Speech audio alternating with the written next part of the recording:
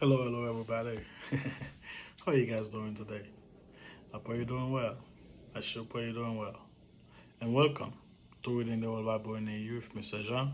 Today is day 37, Friday 37. We're going to be reading Exodus 20 to 22. And as always, the Bible we are reading from is Thomas Nelson, New King James Version. And let's begin. The Ten Commandments. And God spoke all of these words, saying,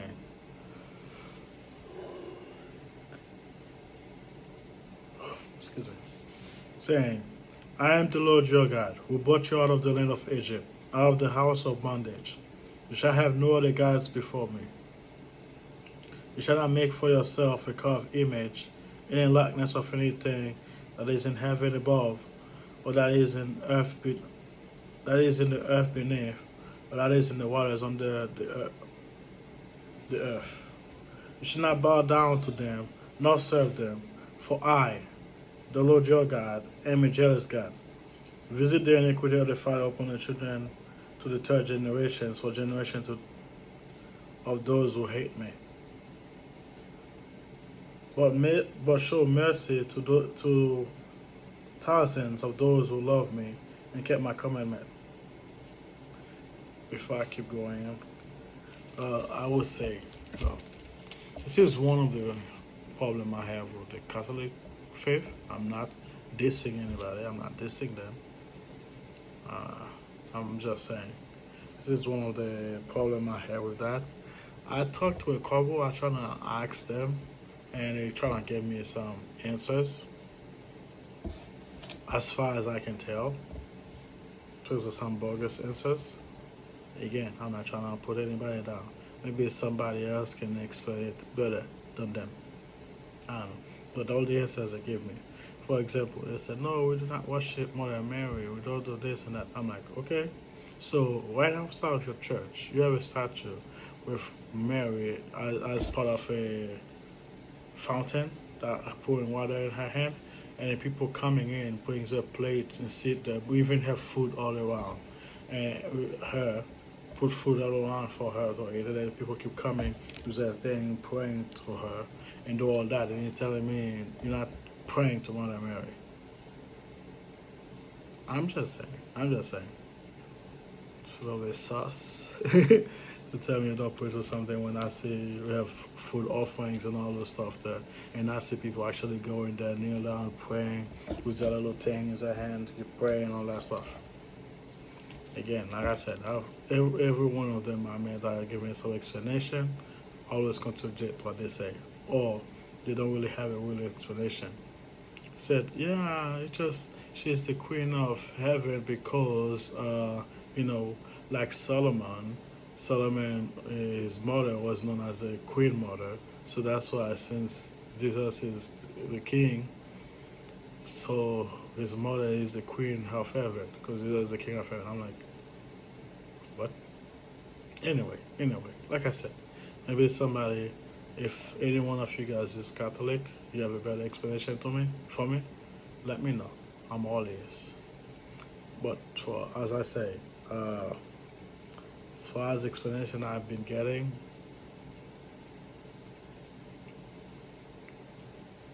like I said, I don't want to talk about it. I don't want to diss anybody's religion. It's just for me. For me, I feel like that's one of the Catholic major problems. Every religion has their own problem. Every religion. I'm talking about a Christian-based religion. You know, it should be just one. It should just be Christian people who believe in Christ, the Lord God Almighty, sent His Son to die for our sin. So it should be what, you know. Anyway, let's keep going. You should not take the name of the Lord your God in vain, for the Lord will not hold him guiltless who take his name in vain. For example, you should not even pray to the angels. You should nothing on the earth or on the heavens. Not even the stars, the moons, and all that stuff. Yeah, talking about not even the angels. That's the main reason why God don't want them to have a carving image of Himself, because He don't want them to think too much on the image than Himself.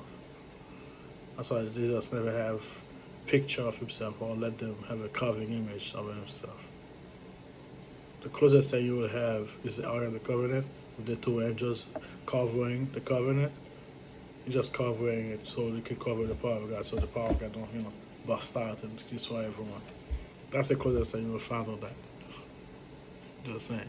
There's a reason why even God himself said he cannot even make image of my own self. You know? But just saying.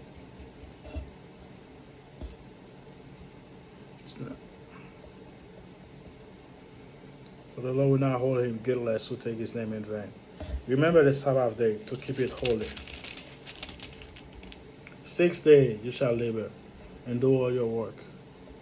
But the seventh day is the Sabbath day. It is the Sabbath of the Lord your God. In it you shall do no work. You, nor your sons, nor your daughters, nor your male servant, nor your female servant, nor your cattle, nor your strangers, who is within your gates. Excuse me.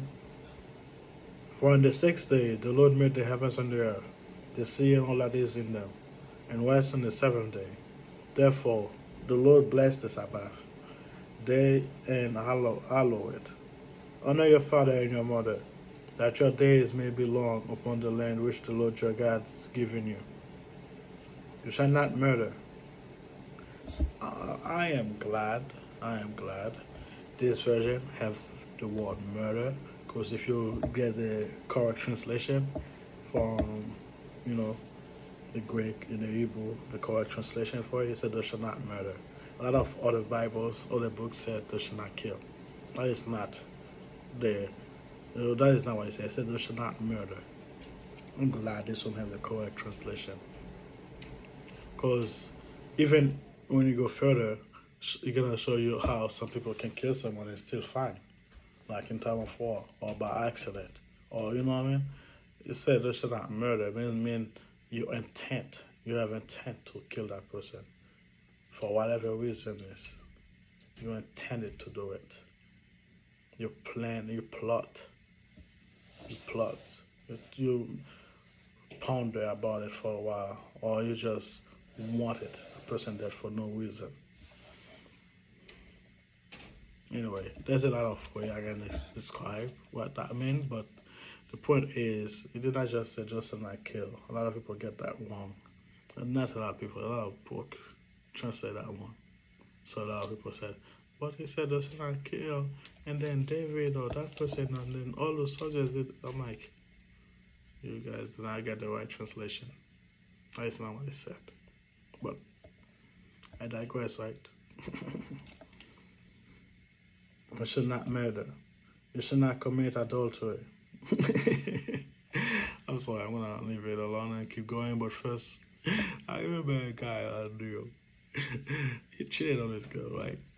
And she was mad at him. He was like, I don't know why she's mad at. He was arguing with her. I was like, I did not commit adultery with you. We was never married. The whole point of, if you are with someone, you should not go after somebody else. Back then, there was no such thing as dating. Dating became popular in less than 1,000 years ago. Less than 1,000 years ago. People do not date. You have someone that you like, you tell your parents, and then they go make a deal, and then with their parents, and then you guys have a certificate of marriage, you're married. Or the parents want to make some business deal or whatever, you're married to that person whether you like it or not. Now you have to be faithful to that person. That's why it was back then. Married whether you like it or not, or because you like her and you ask a parent to. So usually mostly business. Just saying. It was usually mostly business, and yet you cannot cheat on that person. Now you want to tell me you supposedly fall in love, courting that person, and now you cheat on them and you're like, you did nothing wrong? Anyway, just saying. Just because he said adultery is because that's how it was back then. That's how it should be. I know I sound like an hypocrite saying that since I dated my wife before I married her. I'm just saying.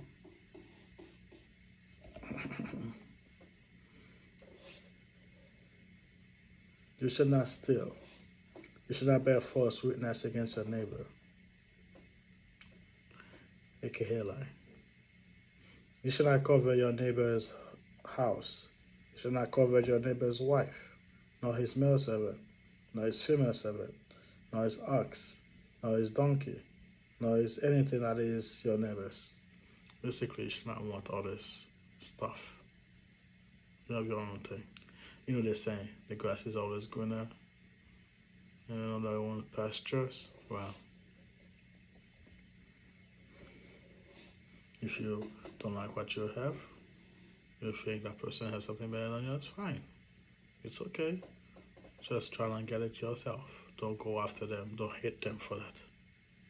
I can walk around and see somebody with a car like, it's okay. If I want a car, I'm not gonna have to hate that guy because he has that car. I'm not gonna be like, oh, you don't deserve the car, you know? If I want a car like that, I have to work my butt off and get one like that. Just saying. I'm just because somebody has something. And besides, just because you finally get the car, it's not necessarily gonna give you happiness. You might be happy about it for an hour, maybe. I don't think you're gonna be happy for an hour, but still. But eventually, it's gonna go away. True happiness comes from knowing what you have and enjoy what you have. Just saying. I remember, I remember one of the best years of my life. It was one of the best years of my life. I was having the greatest time. But as I am right now, when I think about it back then, I was living one of the worst. It was one of my worst moments of my life. But yet, when I was living that time, it was the best. I was living in a trailer, right? I was living in a trailer. I had to walk 1 hour to 1 hour 30 minutes to go to work and back. Thank God, I mostly have a ride coming back, which is at night time at like 2 a.m. Thank God, like I said, I mostly have a ride coming back, but sometimes I had to walk back. But yeah, I had no car. Yeah, I had this trailer, and my mom was the one sending me money every month, 500 from Haiti to help me pay for it. And yet, it was one of the best time of my life. But when I think about it, like, you was not living, you know. I'm just saying. I'm not saying that to make you guys feel bad. I'm just saying it's depending on how you see it. I mean, I see it back then. I was finally by myself. I was finally doing my own thing. It was the best time of my life. When I'm thinking about it now, it's like you was in the bottom. It was really, really the lowest it could go during that time. But they say it that way. Just saying, it's all depends on how you see things. Not saying things are not bad or things cannot get better. I'm just saying, enjoy what you have, the moment you have it. You know, I saw a picture once.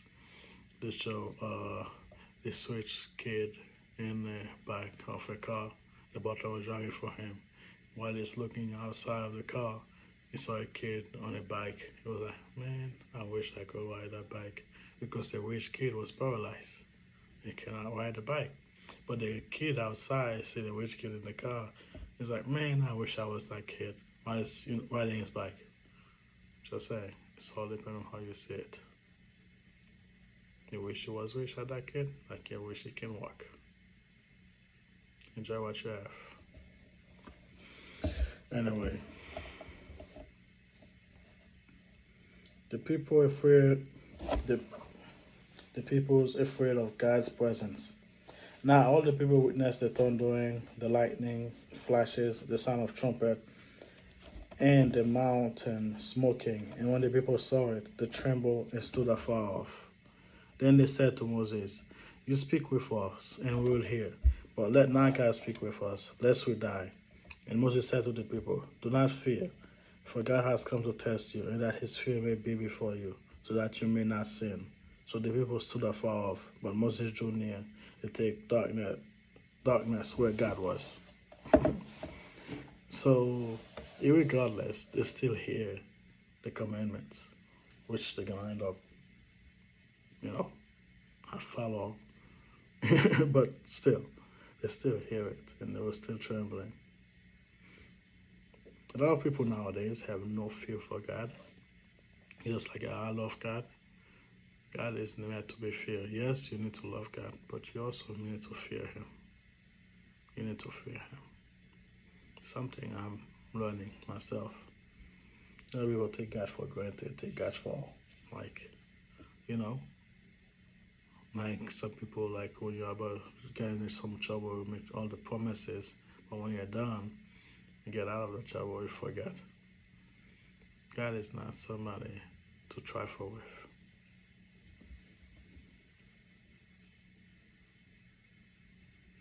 The law of the altar. Then the Lord said to Moses, thus you shall say to the children of Israel, you have seen that I have talked with you from heaven. You shall not make anything to be with me, gods of silver or gods of gold. You shall not make any for yourself.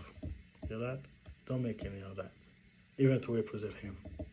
Do not. And be like, oh, that's just a representation of God. Oh, that's just a representation of Jesus. He said, no. No.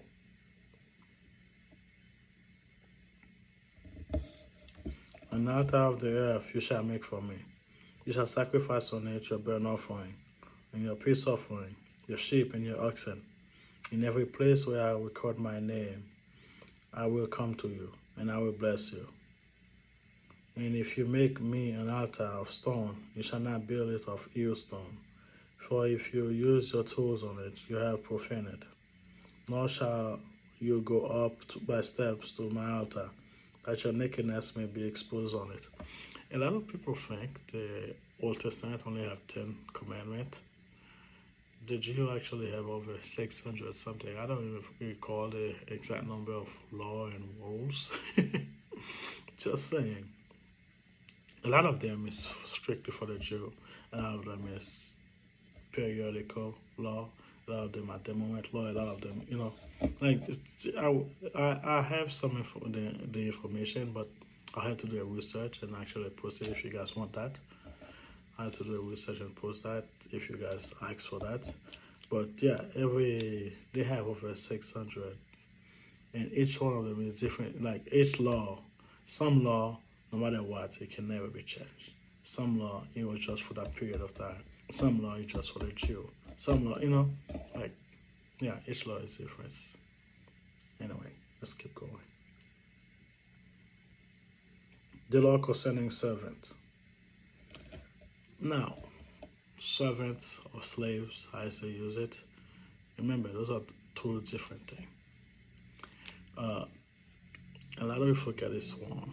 Hearing they were talking about, but the Bible talk about that because I see some racist church that use that to validate the plan. Just like I see somebody that use the word when the sisters makes a dad drunk to sleep with him as a way to validate sleeping with a old daughter and all that. So people use that for their own gain. That's the main reason why I'm doing the Bible in the year thing, so you guys can actually know what the Bible says. Anyway, this when they're talking about the servants, they mean like people back then. Some people could not afford something, so they sell the work. They sell themselves. It's not like slavery or 1980s, 1970s, 1960s even. It's the 1800s. I mean, no, I said 19s, 1800s, 1700s,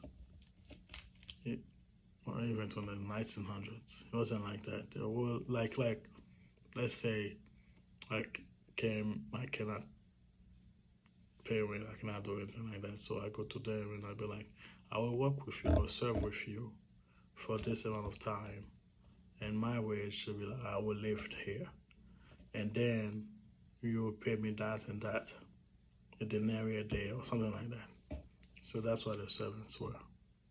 Some countries still have servants, not slave. Be careful with that. Not slave, servants. In Haiti, my parents had servants. They even sleep at the house. Just say.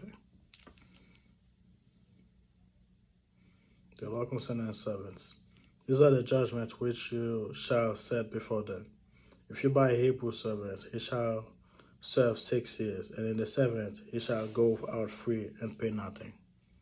See, if he owe you and you decide to serve you for whatever, so 6 years, he owe you nothing. You let him go free. I think if you keep going further in the Bible, it actually say you have to pay them something so they can survive themselves out there. And if he come in by himself, he shall go out by himself. If he come in married, then his wife shall go out with him. And if the master has given him a wife, and I'm glad they use servant instead of slave like most of the Bible do. I love that version of the Bible. Actually, they have these weird translations. Like, then his wife shall go out with him. And if his master has given him a wife, and she bore him his son and daughter, the wife and the children shall be her master's, and he shall go out by himself. But if the servant plainly says, I love my master, my wife, and my children, I will not go out free, then his master shall bring him to the judge. He shall also bring him to the door, and to the doorpost, and his master shall pierce his ears with an awl, and he shall serve him forever. Now, that's when they become slaves. I'm joking. You know, the word you're in Pacington, that's why it's stand for, right? Most people don't know that, but yeah. Anyway, if a man sells his daughter to be a female slave, she shall not go out as the male slaves do. If she does not please her master, who has betrothed her to himself, then he shall let her be redeemed. He shall not have no right to sell her or to a foreign people, since he has dealt deceitfully with her. Again, slavery is slavery. And if he has betrothed her to his son, you think back then they would betroth a slave? No. To their own kin. If he has betrothed her to his son, he shall deal with her according to the custom of daughters. And if you take another wife, he shall not diminish her food, her clothing, and her marriage right. And if he does not do this two for her, then she shall go out free without paying money. The law concerning violence. He who strike a man so that he dies shall surely be put to death. Pay attention now. However, if he did not lie in wait, but God deliver him to his hand, then I will appoint for you a place where he may flee. But if a man act with premeditations against his neighbor to kill him by treachery, you shall take him from my altar that he may die. That's when it becomes murder.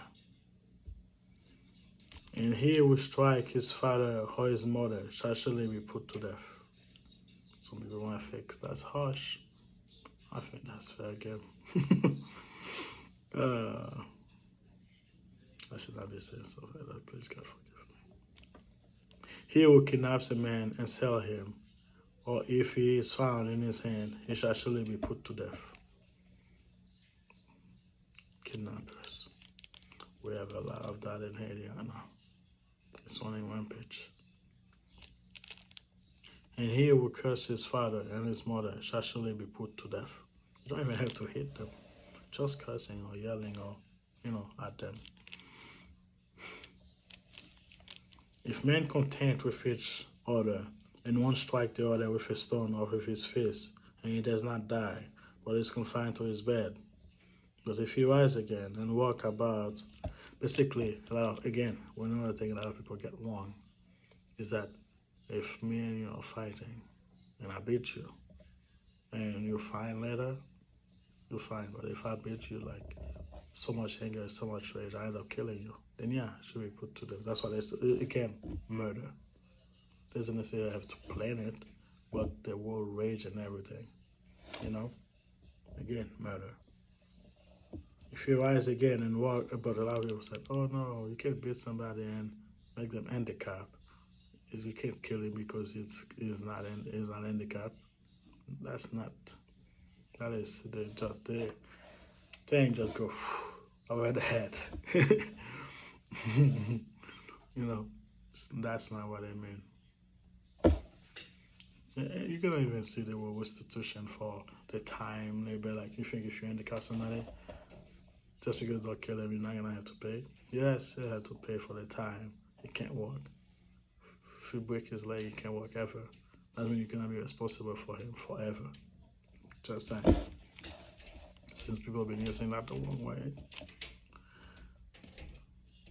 Anyway, if a man continue with each other and strike the other with a stone or with his fist, and he does not die, but is confined to his bed, if he rise again and walk about outside with his staff, then he who struck him shall be acquitted. He shall not only pay for the loss of his time, and shall provide for him to be toward healing. I mean, the whole time his hurt or illness, he has to pay for that. And if a man beat his male or female servant with a rod so that he dies under his hand, he shall surely be punished. Notwithstanding, if he remain alive a day or two, he shall not be punished, or if he is his property. Again, a lot of people keep getting that wrong. Is that just because they hit them and they live for a day or two and then the third day they die, that's when they're free? No. No, that is not what I meant. If a man fight and a woman with child, if men fight and hurt a woman with child so that she give birth prematurely, yet no harm follow, he shall surely be punished according as the woman's husband impose on him, and he shall pay as the judgment determined. But if any harm follow, then you shall give life for life. Should not hit a pregnant woman. Eyes for eyes, tooth for tooth, hands for hands, foot for foot. Burn for burn, wound for wound, stripe for stripe. If a man strike the eyes of his male or female servant and destroy it, he shall let him go free for the sake of his eyes. By accident, by the way, not fully going to. And if he knocks out his tooth and his male or female servant, he shall let him go free for the sake of his tooth. Again, that's also one of the law that was timeline law. As you can see when you go to the New Testament, I think I already read it. When Jesus said, Moses put the law for you guys because of how hard your heart was, because of the way Moses knows you guys are. Like, he knows they're gonna give the woman a certificate of divorce because that's how they are. Then they're like, I wanna be with the woman, but because God don't want them to just throw away the woman and not take care of it, they said, give her a certificate of divorce and pay for this and that. It's the same thing. Because they had slavery back then. It was like, just because a person is a servant or slave, just because of that doesn't mean you can treat them whatever you like.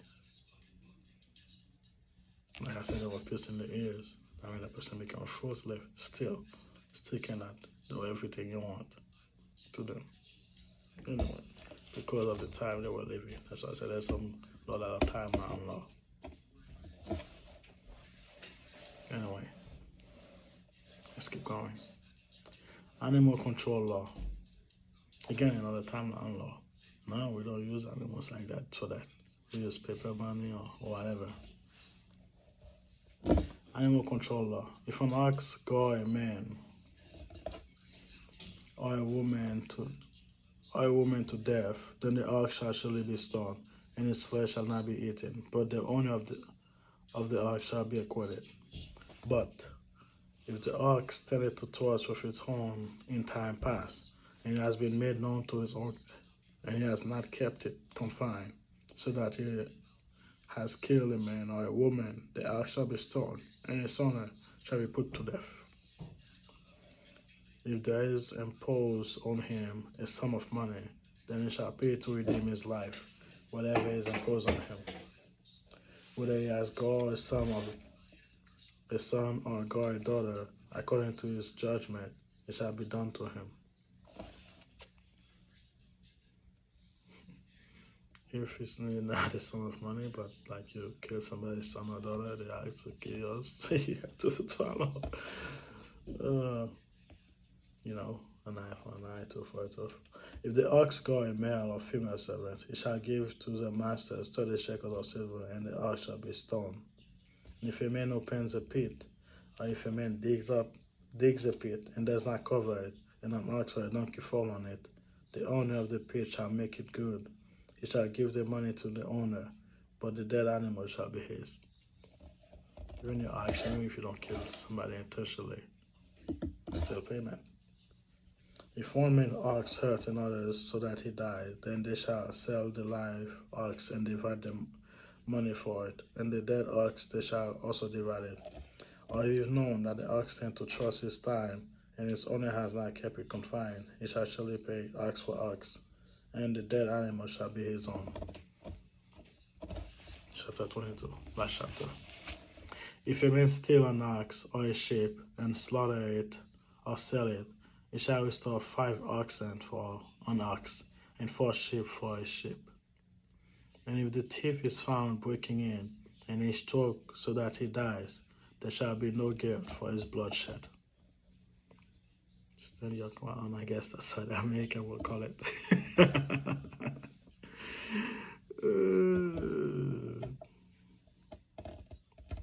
That's why, again, you know that thing. That's can kill.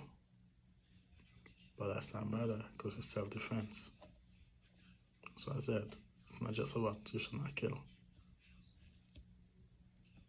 Somebody comes in your house. If a thief is found breaking in, I'll read that one. If the sun has risen on him, there shall be guilt for his bloodshed. He shall make full restitution if he has nothing. Then he shall be sold for his theft. If he survives the morning. If the thief is certainly found alive in his hand, whether it is an ox or a donkey or sheep, he shall restore double. If a man cause a field or a vineyard to be grazed and let loose on his animal, and is fed in all his man's field, he shall make restitution for the best of his own field and the best of his own vineyard. If fire break out and catch in thorn, so that the stakes grain and standing grain, or the field is consumed, he who kindle the fire shall surely make restitution. If a man deliver to his neighbor money or article to keep, and it is stolen out of the man's house, if the thief is found, he shall pay double.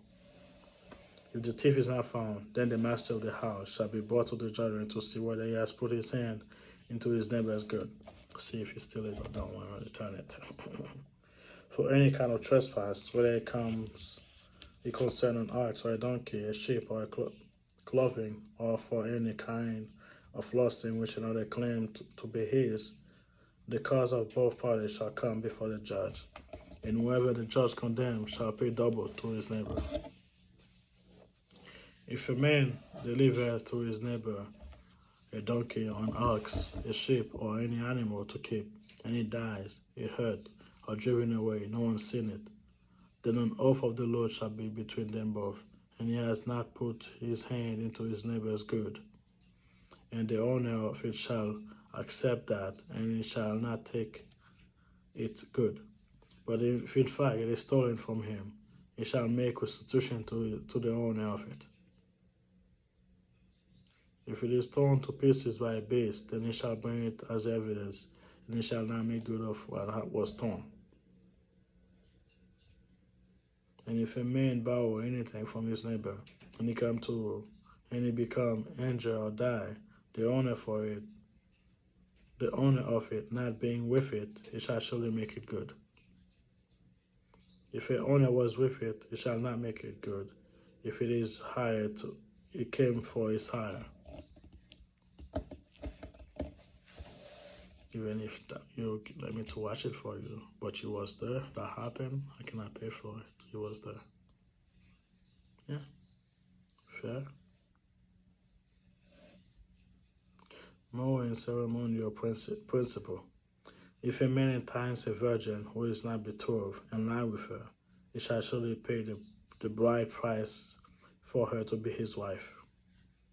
Basically, luring. If you lure a woman, then you sleep with her, you shall marry her. If the father utterly refuse to give her to him, he shall pay money according to the bride price of virgins. He shall not permit a sorcerer to live. Whoever lies with an animal shall surely be put to death. You know, that's also one of the problem I have with love is love thing. I know that's big thing to say. Probably gonna get demonized for YouTube or wherever I post this, but don't get me wrong. I think you cannot help who you fall in love with. But I do not believe love is love. Like, oh, I fall in love with my dog, so I should be with my dog. No. Just because you fall in love with it doesn't mean you should be with it. Or somebody fall in love with a kid doesn't mean they should be with a kid just because they fall in love. For me, I think love is not love. It's not just love is love. You cannot have when you fall in love with, but love is not just love. Or, if I'm with my wife, I'll be like, oh, I fall in love with my wife now. Does that mean I should be with her? No. Anyway, let's keep going. He will sacrifice to any god except to the Lord only. He shall be utterly destroyed. You shall neither mistreat a stranger nor oppress him. For you were strangers in the land of Egypt. You shall not afflict any widow or fatherless child. If you afflict them in any way, and they cry out at all to me, I will surely hear their cry. And my wife will become hot, and I will kill you with the sword, and your wife shall be widowed, and your children fatherless. If you lend money to any of my people who are poor among you, you shall not be like money lenders to him. You shall not charge him with interest. Yeah, that's gonna be hard for most people. I know. If you ever take your neighbor's garment as a pledge, you shall return it to him before the sun goes down. Again, another timeline law, because we don't use those stuff anymore. I mean, not the garment, but what they're saying, like people used to have just one garment so they can go to sleep. We don't really do that anymore. Unless you're really poor, then yeah, I buy it to you. For that is the only covering, it is the garment for his skin. What will he sleep in? And it will be that when he cry out to me, I will hear, for I am gracious. You shall not revile God, nor curse a ruler of your people. And a lot of people have problem with that. Even I have problem with that. Whoever is in charge, God put them in charge, whether they're good or bad. If they're doing something bad, cry out to God so you can change them or move them or give somebody else, or you can do a vote to change them. But you cannot be cursing that person just because you don't like them. They're in charge because God put them or allowed them to be in charge. Like I said, even I have problem with that too. But you shall not delay to offer the first of your rape produce or your juice. The firstborn of your sons you shall give to me. Likewise, you shall do with your oxen and your sheep. You shall be with his mother 7 days. On the 8th day you shall give it to me. You shall be a holy man to me. You shall not eat meat torn by beasts in the field. You shall throw it to the dog. If you did not kill the animal, you do not eat it. By that, I mean, you personally have to kill it. You just cannot be killed by an animal or die by a disease. You have to be killed by you or somebody you know that's kill it so you can cook it. And a lot of people also have some problem by sacrificing their kid. Don't mean kill them. I mean, sacrifice them. I mean, put them, you said the kids, gonna consecrate them and try to teach them everything about you so they can follow you, so they can minister to you. Like my parents always want me to be a pastor. I sacrifice my kids for God. I want them to be. I'm not expecting, though hope. Though I'm not expecting them to be pastors or anything like that, but I do hope they are. My point is, I sacrifice them to God, which means I teach them the best of my abilities to follow God, to be God kid. Anyway, that's all for today. Please pray for me. Thank you, Lord God Almighty, for today. Thank you for tonight. I know it's a long night and I know I have a long day going for me. But I thank you. I give you honor and glory in everything that you deserve, my Lord. Forgive us our sins, for sinners is what we are. Forgive us our transgression, Lord. Even the sins that we know of or the sins that we don't know of. Forgive us. And blessed is your name. I pray to you that you bless us and anyone and everyone that's watching this, listen to this. That you bless them. That you make their life fulfill. That you touch their heart. And put their name in the book of life. In Jesus' name I pray. Amen. Anyway, thank you guys for being here again today. And pray for me. I'll pray for you guys. I'll see you guys tomorrow. Good night.